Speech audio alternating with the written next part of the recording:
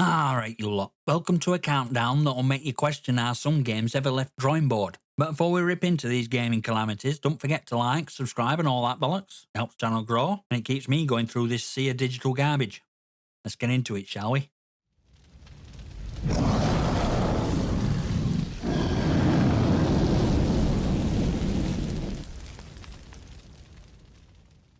Number 10's up first, and trust me, it's a doozy. It's Fallout 76. Game that single-handedly turned Bethesda from gaming gods to punchline at year. Where do I even start? This was supposed to be a multiplayer twist on beloved Fallout formula, but instead we got a buggy, lifeless wasteland filled with, well, note. No NPCs, no story worth caring about, and definitely no respect for fans. Let's talk about those legendary bugs, shall we? Enemy AI stuck in T-pose, item duplication exploit, and my personal favourite, a patch that reintroduced old bugs that supposedly fixed months ago. Bravo, Bethesda, bravo. And microtransactions? Nah, you didn't think they'd miss out on squeezing every last penny out of you, did you? From overpriced skins to repair kits. Yeah, actual gameplay advantages for cash. This game felt less like Fallout and more like a post-apocalyptic cash grab. Then there was Canvas bag scandal. Bethesda promised fans a high-quality bag with the collector's edition. What they got instead? Glorified bin liner. Backlash was so bad they had to send out replacements. How do you screw up a bag, Bethesda? Fallout 76 was a game that nobody wanted, released in a state nobody could tolerate, and somehow it's still limping along today. Cancel it mid-development? Oh, absolutely. Hell, they should have stopped it moment someone said, what if Fallout, but with no story? Coming up next at number 9 is a game so broken it made Fallout 76 look like a masterpiece. Battlefield 2042. Game that promised next evolution in all-out warfare, but instead delivered a chaotic mess so bad it made EA's lootbox scandal look like a minor inconvenience. This dumpster fire launch proved that even juggernaut like DICE can stumble when they bite off more than they can chew. Let's start with complete and utter lack of basic features. No server browser, no in-game voice chat, and an inexcusable absence of proper scoreboard at launch. You'd think we were playing a pre-alpha build, not a AAA title priced 60 quid. And those specialists? Oh, don't get me started on those smug Fortnite-inspired clowns who somehow replaced classic Battlefield classes we actually loved. Not Scream's immersive war simulator like a bloke cracking jokes in the middle of a tornado. Brilliant! Then there's infamous weather mechanics. Tornadoes and sandstorms were supposed to revolutionise gameplay, but they ended up as little more than flashy distractions that made an already buggy game even more unplayable.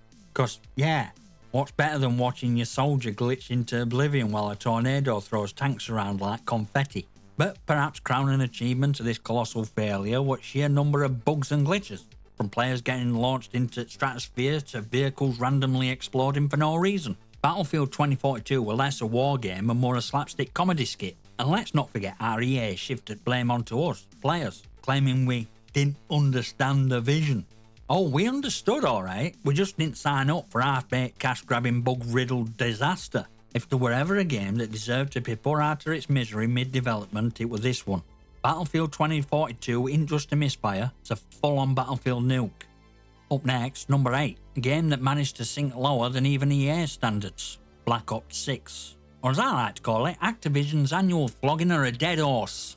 Let's be honest, Call of Duty franchise peaked years ago. Black Ops 6 was the clearest sign that Activision ran out of ideas ages ago. This game isn't just a disaster, it's a crime against gamers who still held on to the faintest shred of hope. First, let's talk campaign. They couldn't even be bothered to cobble together a half-decent story. Because who needs a compelling narrative when you can just copy-pasted maps and recycle mechanics?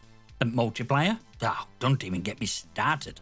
Skill-based matchmaking, for those who love pain, turned every lobby into a sweaty nightmare.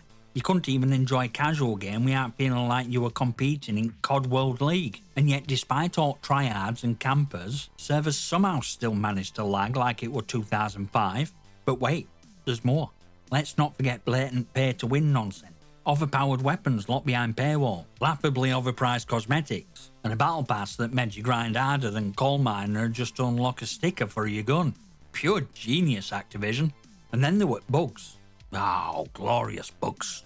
Players glitching through walls, guns disappearing mid-firefight, my personal favourite, helicopters that spontaneously decided to drop out at sky like pigeons hit with a brick. It were like game itself were trying to escape. If any game deserves to be cancelled mid-development, it were Black Ops 6. But no, Activision just slapped a 60 quid price tag on it and called it a day. Next up, number 7. A game that took term development L to a whole new level. Skull and Bones.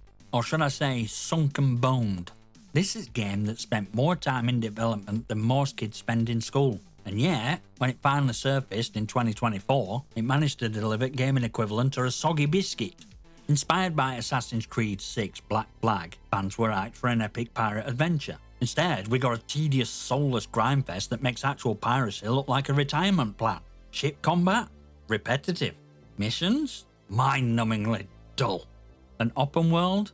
About as lifeless as a tax accountant's diary. Ubisoft spent over a decade building this floating wreck, and somehow they managed to strip out everything fun about being a pirate.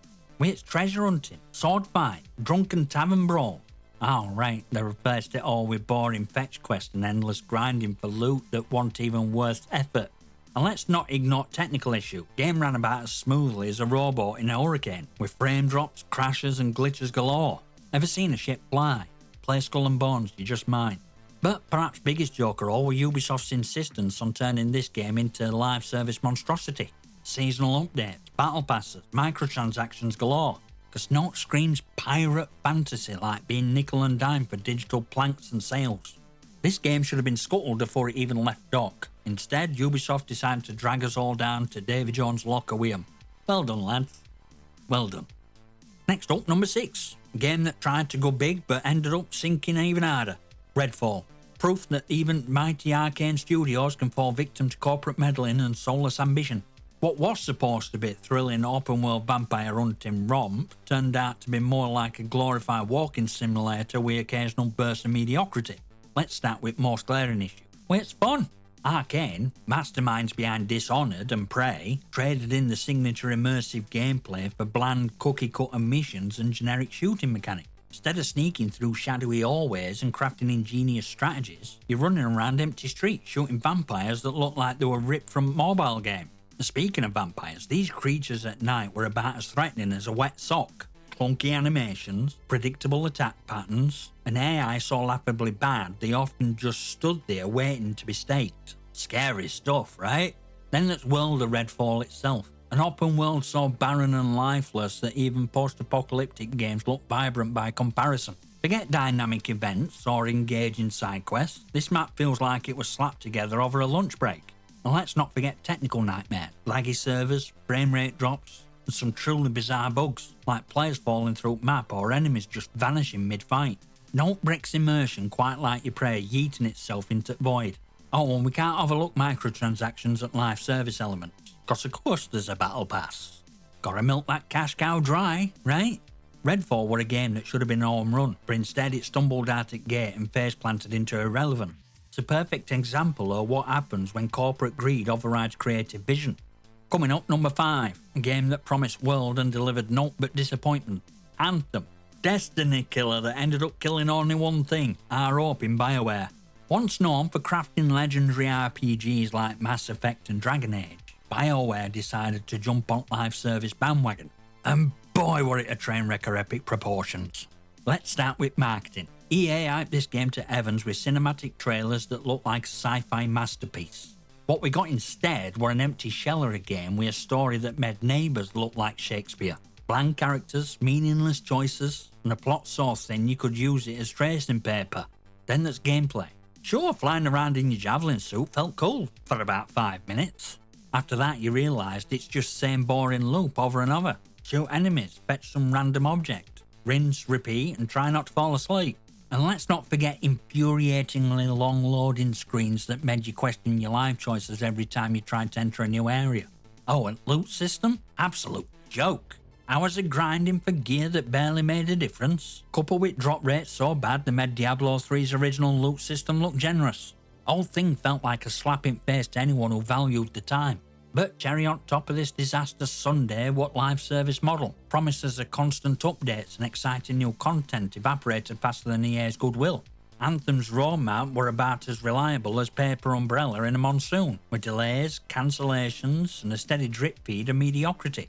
In end, Anthem became a cautionary tale, a reminder that even most respected studios can fall victim to corporate greed and rush development.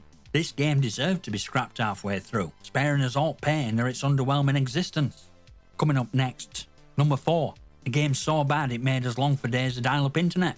MadWorld. Game so over the top it made Mortal Kombat look like a family-friendly picnic. And yet somehow it managed to be both creative fever dream and an absolute train wreck.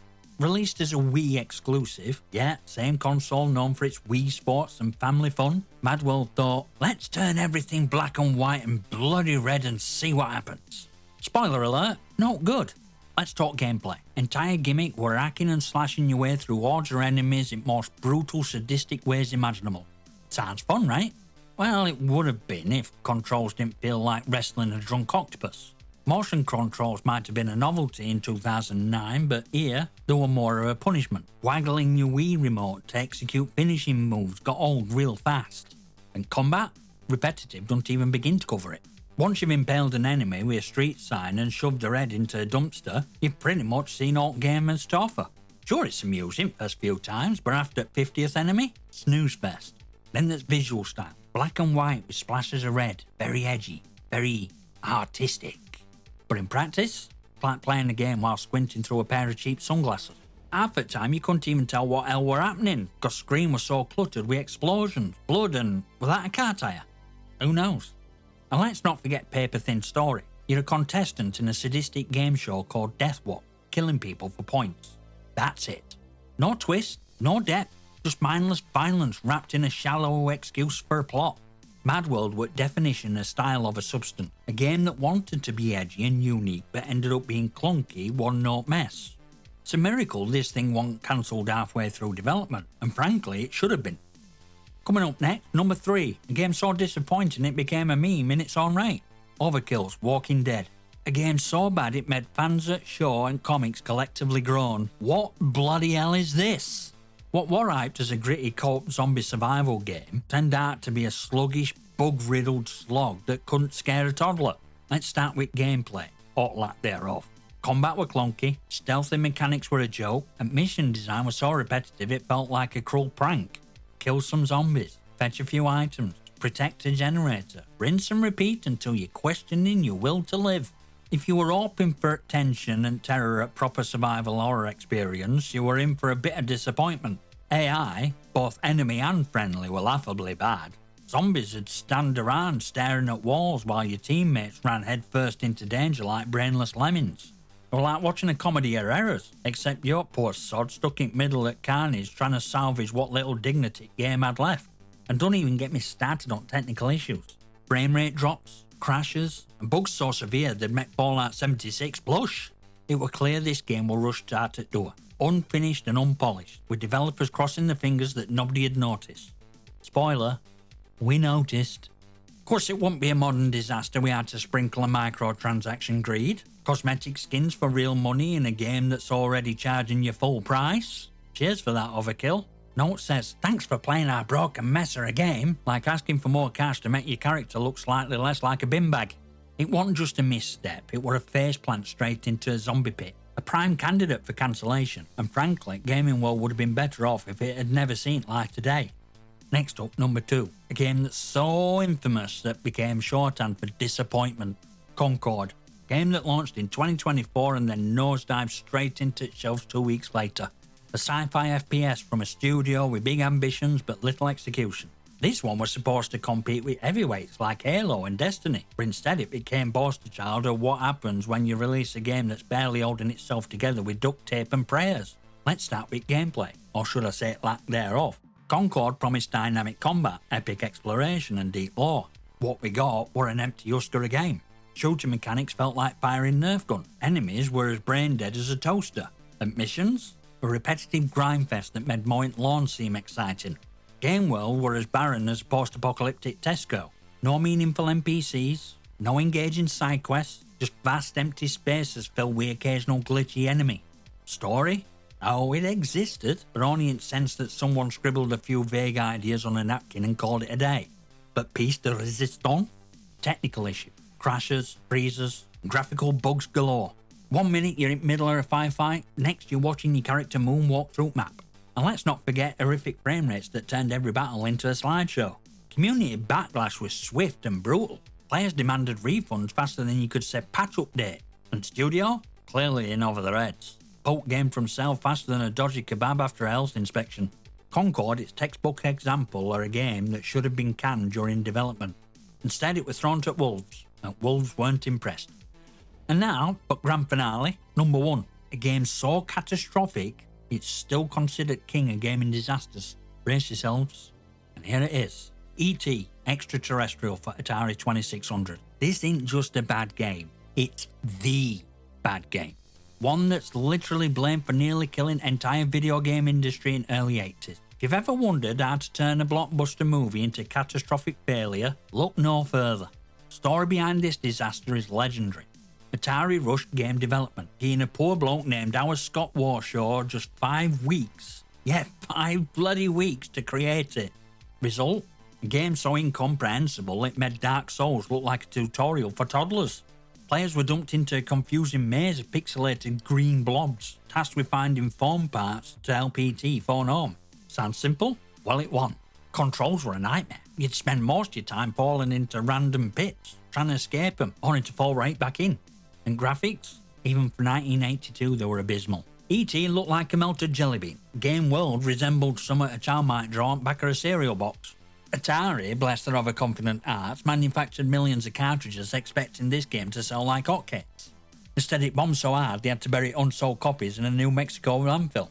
Fitting grave for such a colossal failure. But let's give credit where it's due. E.T. taught industry a valuable lesson about greed, deadline, and importance of quality control. Without this disaster, gaming as we know it might not have evolved into the juggernaut it is today. Still, if ever there's a game that should have been scrapped mid-development, it's this one. Atari could have saved themselves an industry a world of pain.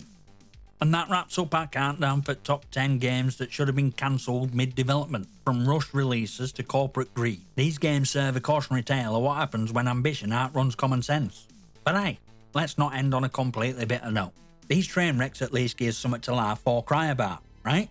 Now before you go, don't forget to support channel by smashing the like button and hitting subscribe. Join community. Hop on Discord for some proper banter. Fancy staying in loop? Follow me on Twitter and consider becoming a channel member for exclusive perks. Links are in the description. Got thoughts, rants or questions? Drop them in comments below. Who knows, might even feature your comment in a future video. And with that, I'll see you next time, you magnificent.